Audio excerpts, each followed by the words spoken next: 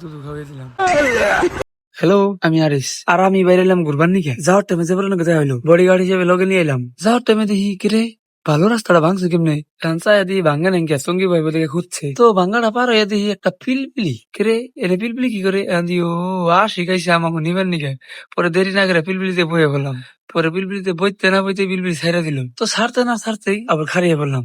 খারাইলাম কি নিকা, তার মানে আমাকে তো জোড়া জোড়া না হইলে আমরা আবার যাই না কোনো জায়গায়। আমরা আইসি পিলপিলি নিয়ে মালে বাইক নিয়ে এন্টি মেরে দিল। বাইকে থেকে নাই মেরি পুরা শাহরুখ খান অলি মেরে দিল।